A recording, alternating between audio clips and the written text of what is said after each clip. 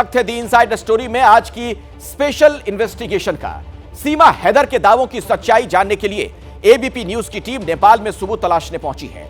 आज जो सबूत, जो गवाही काठमांडू में एबीपी न्यूज के कैमरे में दर्ज हुए हैं वो बहुत चौंकाने वाले हैं। सीमा और सचिन ने जो जो झूठ बोला हमारी इन्वेस्टिगेशन में वो बेपर्दा होने जा रहा है।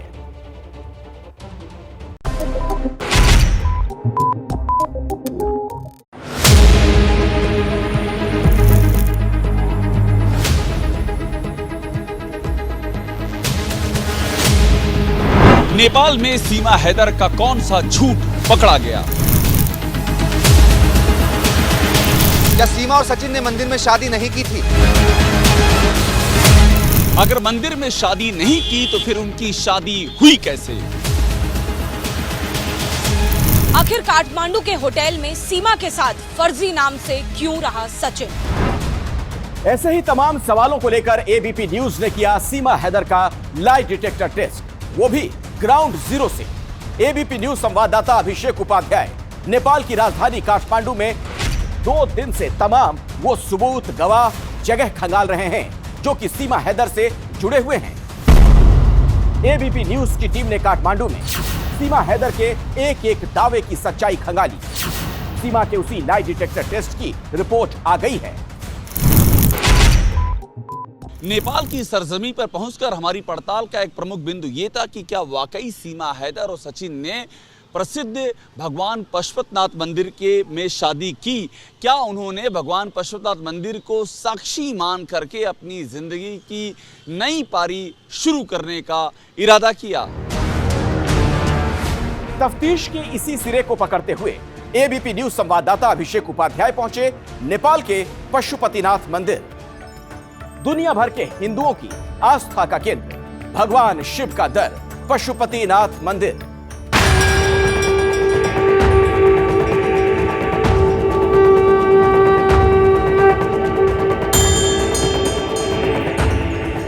पशुपतिनाथ मंदिर में एबीपी न्यूज की टीम को क्या महत्वपूर्ण सुराग मिला, ये आपको आगे बताएंगे, लेकिन पहले ये जान लीजिए कि पशुपतिनाथ मंदिर में इस तहकीकात की जरूरत क्यों पड़ी।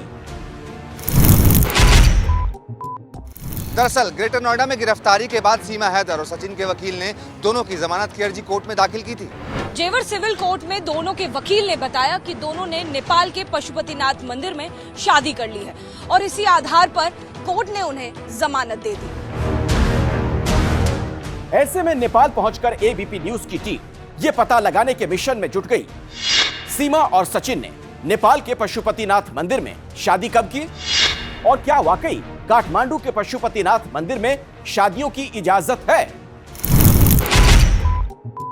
हम इस समय नेपाल के सुप्रसिद्ध पशुपतिनाथ मंदिर पर पहुंचे हुए हैं और यही वो जगह है जहां पर दावा किया था सीमा हैदर ने कि सचिन के साथ यहीं पर शादी की है। ये देखिए लिखा हुआ आराध्य देव भगवान श्री पशुपतिनाथ मंदिर, मां हार्दिक स्वागत गर्छो। यहाँ शादी होता है क्या मंदिर के अंदर? नहीं होता है। यहाँ शादी नहीं होता है, किसी का शादी इधर नहीं होता है? इधर नहीं होता। नहीं होता। शादी कहाँ होता है फिर? ओ पार्वती गुजेश्वरी माता का। क्या नाम बताया आपने मंदिर का जहाँ शादी होता है?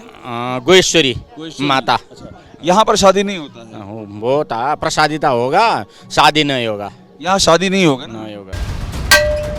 सुना आपने, काठमांडू के पशुपतिनाथ मंदिर में शादियों की इजाजत नहीं दी जाती।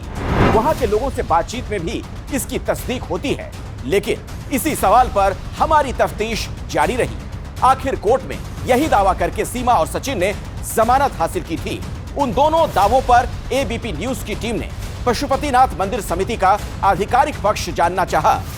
हमारी टीम पहुंची मंदिर की देखरेख करने वाली पशुपति क्षेत्र विकास कोष के दफ्तर।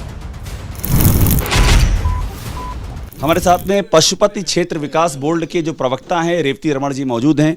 रेवती जी, आप प्रवक्ता हैं पशुपति क्षेत्र विकास बोर्ड, ठीक है, और यही पशुपति मंदिर की पूरी देखरेख यही बोर्ड करता है? मंदिर का पूरा क्षेत्र विकास कोष को प्रशासन को प्रमुख रूप में कार्यरत छु। थोड़ा थोड़ा हिंदी भी बोल दीजिएगा, बस मुझे ये समझा दीजिए, आपके पशुपति मंदिर के भीतर शादियाँ होती हैं नहीं होती हैं?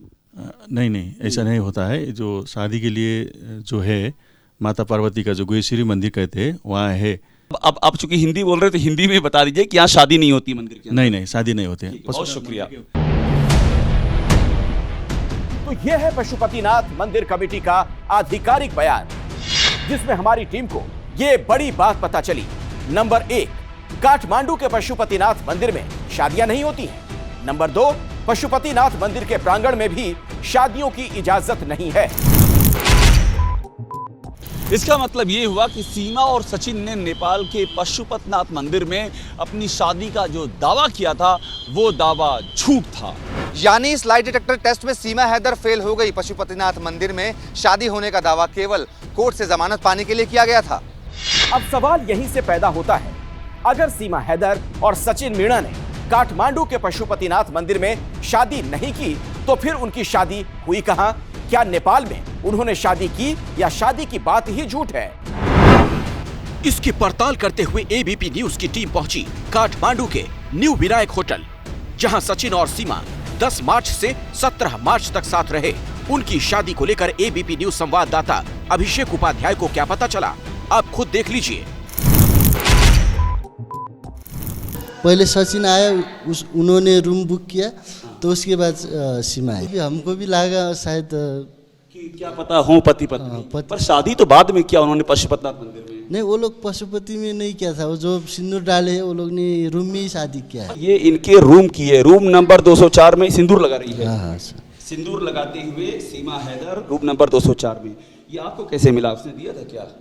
नहीं, वो लोग ने ये मैंने आपको टिकटॉक से निकाला था।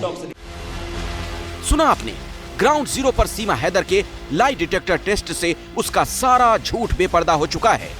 एबीपी न्यूज की पड़ताल में 2 बातें पता चली। पहली, सीमा और सचिन की शादी नेपाल के पशुपतिनाथ मंदिर में नहीं हुई। दूसरी, सीमा और सचिन की शादी काठमांडू के न्यू होटल के कमरे में हुई। यानी सीमा हैदर और सचिन ने जेवर के कोर्ट से झूठ बोलकर जमानत ली। तो अब सवाल ये, पाकिस्तानी नागरिक सीमा हैदर का आगे क्या होगा?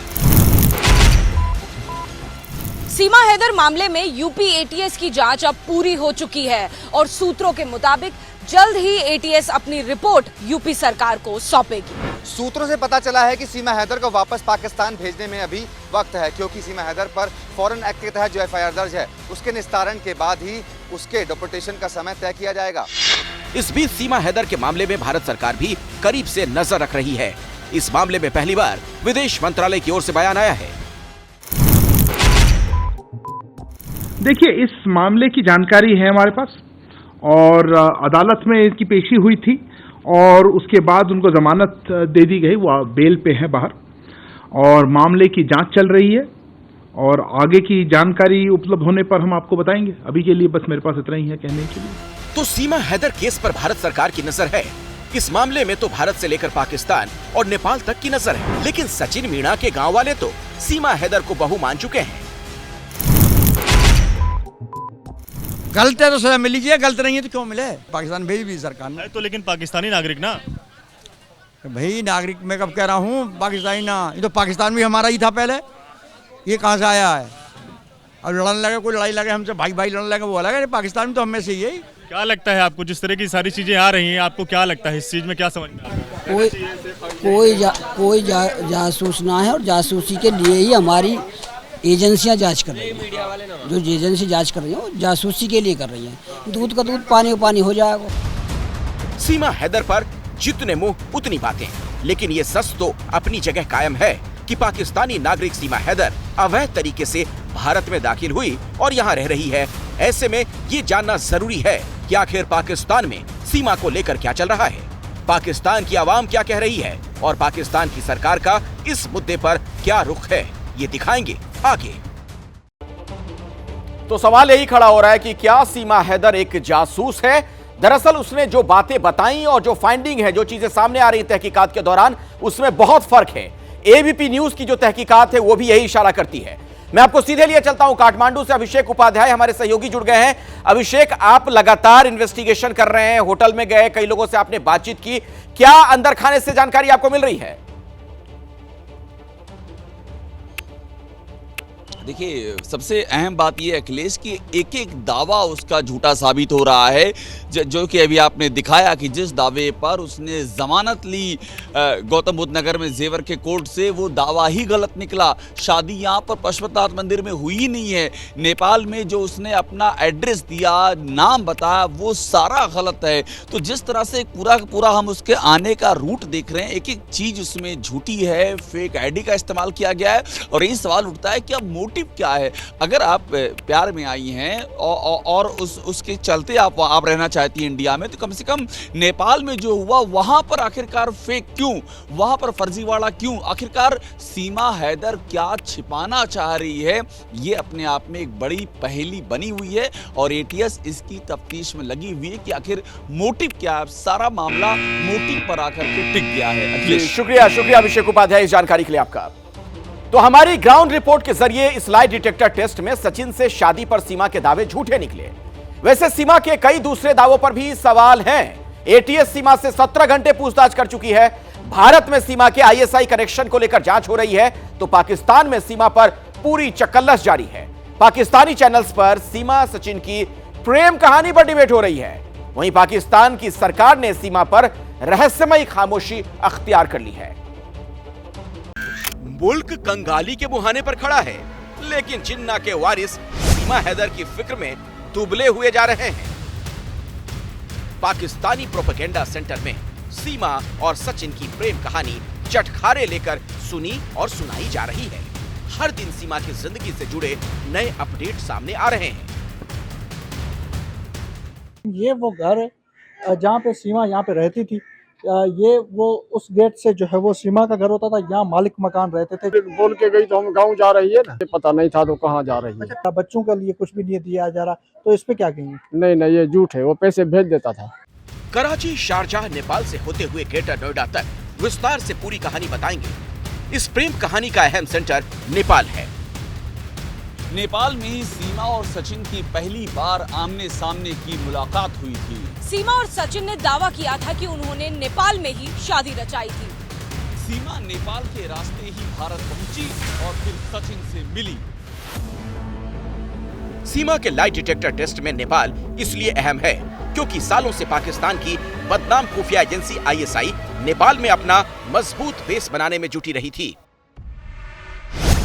पिछले कई सालों से नेपाल के रास्ते ही आईएसआई ने आतंकियों की भारत में घुसपैठ कराई, आतंकियों के लिए हथियार सप्लाई किया, नकली नोट का जखीरा भारत भेजा।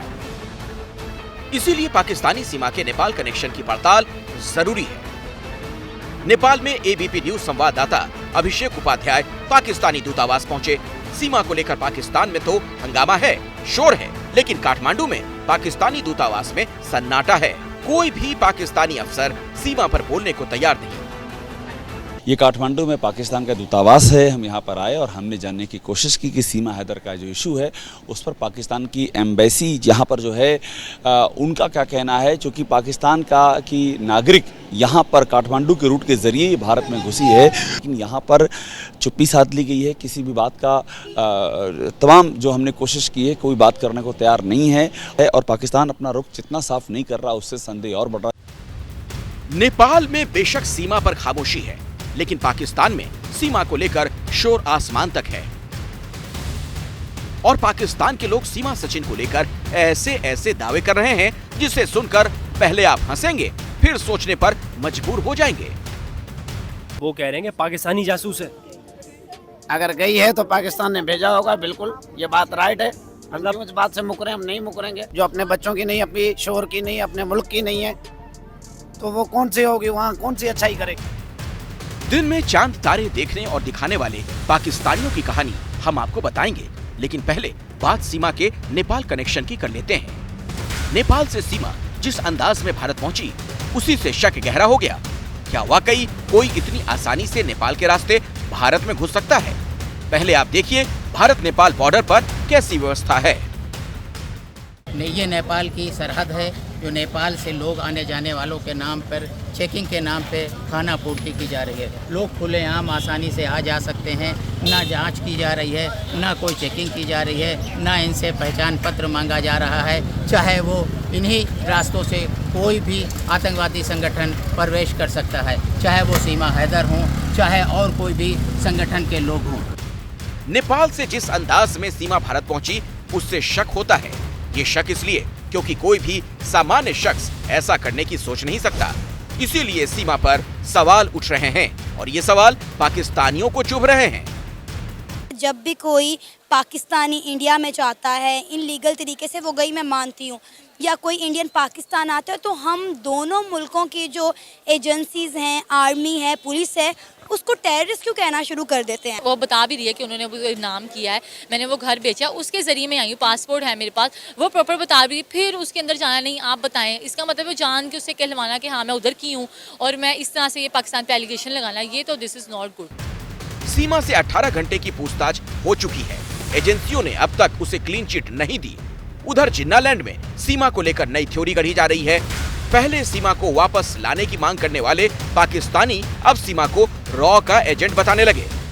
क्या लगता है कि जो वहाँ पर वो 1 महीना रही है, जो उसने अपनी चीजें वहाँ पर की हैं इंडिया में रहते हुए, उसको देखते हुए यही लगता है कि वो इंडियन या रॉ की एजेंट भी हो सकती है। हाँ, यही तो मैं कह रही हूँ, फिर तो ये भी हम कह सकते हैं वो रॉ की एजेंट थी। कम अक्ल पाकिस्तानियों की बेवकूफी पर आप चाहें तो हंस सकते हैं, लेकिन बात सिर्फ इतनी है नहीं। इंटरनेट के जमाने में पबजी खेलते खेलते सीमा और सचिन का प्यार परवान चढ़ा। सचिन के लिए सीमा कराची से ग्रेटर नोएडा पहुंच गई। पाकिस्तानी इसे काले जादू का असर बता रहे हैं। इसको जिसने खराब किया वो आजादी थी, शोहर ने इसको आजादी दी थी। वो शरीफ आदमी है, क्योंकि वो शक्ल से बेचारा शरीफ लगता है। जो 3 साल से दुबई में इस बच्चों के लिए ख्वार हो रहा है, उसको फुल आजादी थी। इसने आजादी का नाजायज फायदा उठाया, उस बेचारे का घर बेचा, ज्वेलरी बेची, सब कुछ बेचा, इंडिया भाग के चली गई। भारत में सीमा पर अभी जांच चल रही है। सीमा के पाकिस्तान और ISI कनेक्शन को खंगाला जा रहा है। वहीं पाकिस्तान में सीमा नेशनल मुद्दा बन गई। मीडिया रिपोर्ट्स में सीमा छाई हुई है। कोई पाकिस्तानी कह रहा है कि सीमा को कानूनी प्रक्रिया पूरी करके जाना चाहिए था, तो कोई चेतावनी दे रहा है कि सीमा सचिन के पास भी नहीं रहेगी। सीमा को जाना चाहिए था तो पहले अपने हस्बैंड से जो है ना तलाक लेता, फिर उसके साथ लीगल तौर पे चले जाता, कोई मसला नहीं था। पाकिस्तान कौम के ऊपर आप एक दाग हो, दबा बन चुके हो। हमें आपकी ज़रूरत अब नहीं है सीमा। सचिन, ये आपके पास भी नहीं रुकेगी, ये मैं गारंटी लिख के देता हूँ, ये आपके पास भी नहीं रुकेगी। ऐसा नहीं कि हर पाकिस्तानी सीमा की कहानी को धार्मिक और कट्टरपंथी नजरिए से ही देख रहा है। कुछ पाकिस्तानी ऐसे भी हैं जो सीमा सचिन की कहानी को भी दिलचस्प अंदाज से देख रहे हैं। बहादुरी का काम होता है, जो हर एक के बस की बात नहीं होती है। ना उसको किसी ने सिखाया था, ना उसके अंदर ये चीज़ थी। सचिन की ये पहली शादी है और मैं तो इंडियन कल्चर और इंडियन फैमिली से इतना इम्प्रेस हूँ कि उन्होंने अपने बेटे को अलाउ किया कि वो पाकिस्तान से शादी कर। मैं ये बोलूँगी कि वो खुश है ना, तो मुझे नहीं लगता कि किसी को कुछ भी कंसर्न होना चाहिए। सीमा पर भारतीय विदेश मंत्रालय का बयान आ चुका है, लेकिन पाकिस्तानी अधिकारियों ने चुप्पी साध ली है। पाकिस्तानी मीडिया में सीमा पर चर्चा और चक्करलस जारी है। भारत में सीमा को पाकिस्तान भेजने की मांग हो रही है, लेकिन पाकिस्तान इस मामले में खामोश है।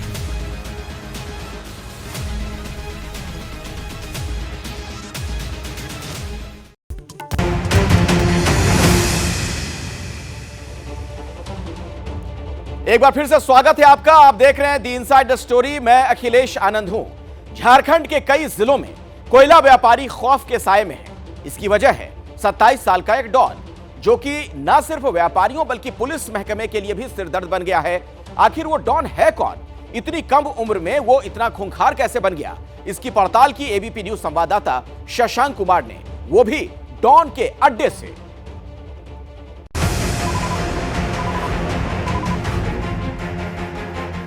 ये अमन साहू का गांव है, वो इसी गांव का रहने वाला है। जिस डॉन के नाम से कांपते हैं झारखंड के बड़े बड़े व्यापारी, उसके गांव में पहुंचा एबीपी न्यूज का कैमरा। जो गैंगस्टर जेल से चलाता है रंगदारी का नेटवर्क, आज एबीपी न्यूज पर खुलेगी उसकी पूरी क्राइम कुंडली। उसके नाम से जो कोयला कारोबारी हैं वो कांपते हैं, जेल से ही वो अपना गैंग चला रहा है। क्या है 27 साल के डॉन अमन साहू की जिंदगी का वो अनसुना किस्सा, जिसने बना दिया उसे झारखंड का सबसे बड़ा खतरनाक अपराधी। आज एबीपी न्यूज एक एक राज से पर्दा उठाएगा, लेकिन उससे पहले ये समझिए कि अमन साहू इन दिनों सुर्खियों में क्यों है। तारीख 17 जुलाई 2023, जगह रामगढ़, झारखंड। सोमवार का दिन था। शाम होते होते अचानक खबर आई कि रामगढ़ के पतरातू में बदमाशों ने एटीएस के डीएसपी नीरज कुमार और एसआई सोनू साहू को गोली मार दी। बताया गया कि डीएसपी नीरज कुमार के नेतृत्व में एटीएस की टीम अमन साहू गिरोह से जुड़े कुछ शूटर को गिरफ्तार करने पहुंची थी। तभी अपराधियों से टीम की मुठभेड़ हुई और इसी मुठभेड़ में डीएसपी और एसआई को गोली लग गई, जिसमें वो घायल हो गए। पर सोमवार की रात को करीब 9 बजे गैंगस्टर अमन साहू गिरोह और एटीएस की टीम के बीच मुठभेड़ हुई थी। जो जानकारी मिल रही है उसके मुताबिक सोमवार को एटीएस की टीम ने अमन साहू गिरोह के कुछ लोगों को हिरासत में लेकर पूछताछ की थी। उसी दौरान पूछताछ में यह पता चला था कि गिरोह के कुछ शूटर इसी जगह पे छुपे हुए हैं। शूटरों को गिरफ्तार करने के लिए सोमवार की रात 9 बजे जो है एटीएस की टीम यहां पहुंची थी। एटीएस की टीम जब यहां पे पहुंची तो एक बाइक पे 2 अपराधी उन्हें नजर आए थे। एक बाइक पे 2 अपराधी सवार थे। पुलिस जो है जैसे ही उनको घेरने की कोशिश की तो अपराधियों ने पुलिस पर ही ताबड़तोड़ फायरिंग शुरू कर दी। इस घटना ने एक बार फिर अमन साहू के नाम का खौफ पूरे झारखंड में फैला दिया। डरे हुए लोग गुहार भी लगाएं तो किससे, क्योंकि जो पुलिस अमन साहू के साम्राज्य को खत्म करने निकली थी उस पर भी उसके गिरोह ने गोलियां बरसा दी। तो पूरा दहशत का माहौल है। 4 जिला के बॉर्डर सीमा है और यहाँ पर घटना जिस पर घटी है यहाँ पर लोग भयभीत है। काफी लोगों में भयभीत का माहौल बना हुआ है।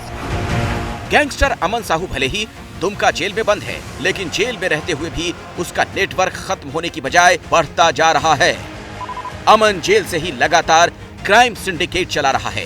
धनबाद, रांची, रामगढ़, चतरा, हजारीबाग, पलामू और लातेहार के साथ साथ बोकारो में भी उसका गैंग सक्रिय है। इसके रडार पर ज्यादातर कोल माइनिंग कंपनियां, कोयला व्यवसायी और ट्रांसपोर्ट फील्ड के बिजनेसमैन रहते हैं। दावा ये बड़े व्यवसायियों से अमन के गुर्गे फोन कॉल और व्हाट्सएप के जरिए रंगदारी मांगते हैं। रंगदारी के लिए अमन साहू के गुर्गे टेलीग्राम का भी इस्तेमाल करते हैं। जो कारोबारी धमकी को नजरअंदाज करता है उस पर गोलियां चलाई जाती हैं। डॉन अमन साहू के खिलाफ करीब 50 मुकदमे दर्ज हैं, लेकिन वो कितना शातिर है आपको उसका इतिहास सुनकर अंदाजा हो जाएगा। अमन साहू को 2019 के जुलाई महीने में गिरफ्तार किया गया, लेकिन 29 सितंबर 2019 को ही वो फरार हो गया और 3 साल बाद उसे दोबारा 2022 में गिरफ्तार किया गया। माना जाता है कि अमन साहू के गिरोह के पास अत्याधुनिक हथियार हैं। अमन साहू के डर से ही धनबाद के कई कोयला कारोबारियों ने व्यापार छोड़ दिया।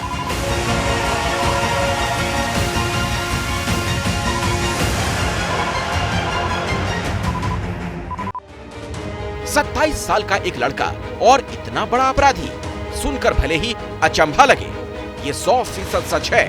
और इसी सच की बुनियाद समझने एबीपी न्यूज संवाददाता शशांक कुमार रांची के उस मतवे गांव में पहुंचे, जहां अमन साहू ने क्राइम की सीढ़ियां चढ़नी शुरू की। हमारे संवाददाता अमन साहू की मां के पास पहुंचे और हर मां की तरह अमन साहू की मां का भी वही जवाब मिला। उनका बेटा इतना बड़ा अपराधी नहीं जितना बड़ा उसे बताया जा रहा है।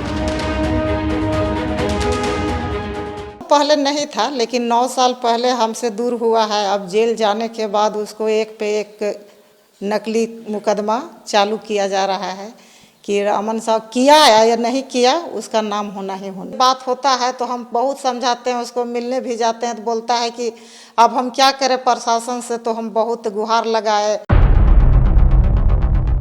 अमन साहू ने 10 साल पहले ही क्राइम की दुनिया में एंट्री कर ली थी, यानी तब जब वो सिर्फ 17 साल का था।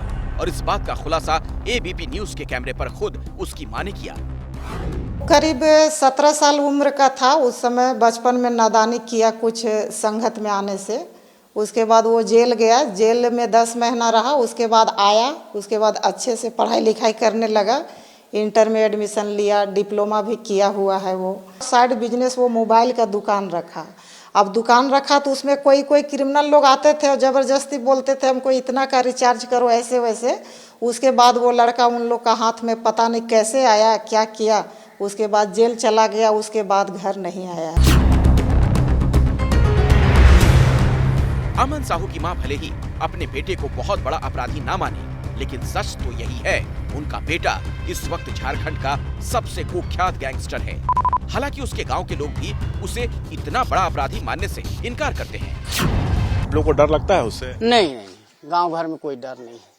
डर नहीं लगता है? नहीं। कहा तो जाता है कि कोयला कारोबारी उसको रंगदारी नहीं देते हैं, कीमत नहीं देते हैं तो हत्या करा देता है। नहीं, ऐसा तो हम लोग के पास संज्ञान में नहीं आया है उस बात को। अच्छा। लेकिन पेपर के माध्यम से जानते हैं कि उनका पहले बचपना पतरातू में बीता है। अमन साहू जो है इसी गाँव का है, डर लगता है? नहीं, कहा तो जाता है बहुत बड़ा गैंगस्टर है। वो गैंगस्टर है चाहे नहीं, हम लोग को डर नहीं लगता है।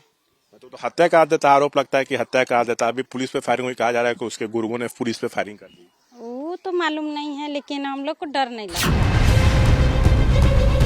व्यापारियों से रंगदारी मांगना और रंगदारी ना मिलने पर उसका मर्डर करवा देना, इस गैंगस्टर की यही मोडस ऑपरेंडाई है। एटीएस के डीएसपी और एसआई पर हमले के बाद एटीएस एक बार फिर अमन साहू के साम्राज्य को नस्तनाबूद करने की तैयारी में जुटी है। हालांकि ये पहली बार नहीं है, इससे पहले भी एटीएस ने ऐसी कई कोशिशें की। पिछले साल अक्टूबर के महीने में एटीएस ने बड़े स्तर पर छापेमारी की। तब 8 जिलों में अमन साहू के 81 ठिकानों पर छापे मारे गए थे। सोशल मीडिया पर जड़ें जमा चुके इस गिरोह के लिए भी प्लान बनाया गया।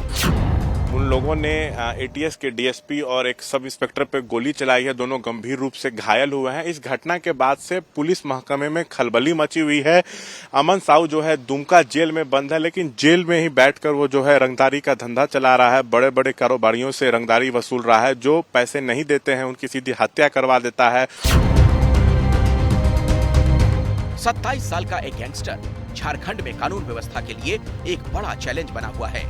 वक्त वक्त पर झारखंड से ऐसी खबरें सामने आती हैं जिसका एक सिरा अमन साहू से जुड़ता है।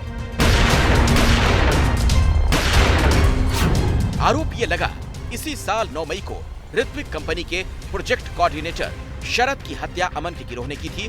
ऋत्विक एनटीपीसी कोल परियोजना की आउटसोर्स कंपनी है और शरद कुमार की हत्या इस वजह से हुई क्योंकि उनसे 60 करोड़ की रंगदारी मांगी गई थी। गिरिडीह जेल के जेलर पर जब बदमाशों ने फायरिंग की थी तब भी अमन साहू गिरोह का नाम सामने आया। ये बात सच है, एटीएस ने झारखंड में आपराधिक संगठित गिरोह के खिलाफ बड़ा अभियान चलाया है। लेकिन सच तो ये भी है कि 10 साल से अमन साहू के अपराध बढ़ते चले गए और इस पर कोई लगाम नहीं लगाई जा सकी। और एक बड़ी खबर आ रही है हिमाचल प्रदेश से, जहां के शिमला में एक मकान पल भर में जमींदोज हो गया। गनीमत यह रही कि हादसे के वक्त घर में कई शख्स कोई मौजूद नहीं था। बताया यह जा रहा है कि खतरे को देखते हुए पहले ही मकान को खाली करा लिया गया था। ये तस्वीरें जरा आप देखिए, मकान कैसे पलक झपकते ही कुछ इस अंदाज में जमींदोज हो गया।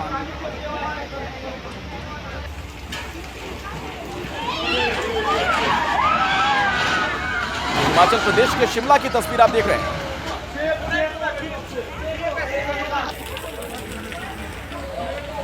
बस कुछ ही सेकंड में आप देखिए किस तरीके से ये मकान जमींदोज हो गया। हालांकि किसी तरीके का कोई इसमें जान माल का नुकसान नहीं हुआ है, पहले से ये जानकारी थी और लोगों को वहां से हटा लिया गया था।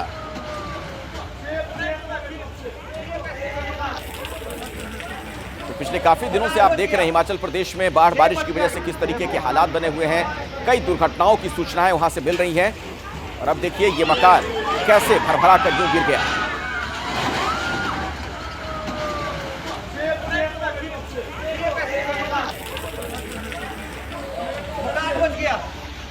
तो पहले से जानकारी होने की वजह से जो लोग इस मकान में रहते थे उन्हें वहां से हटा लिया गया था।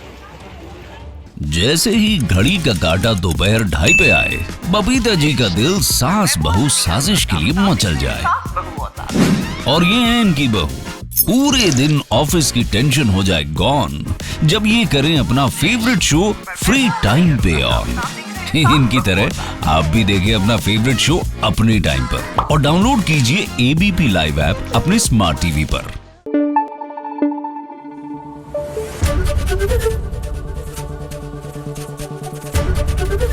एबीपी न्यूज आपको रखे आगे।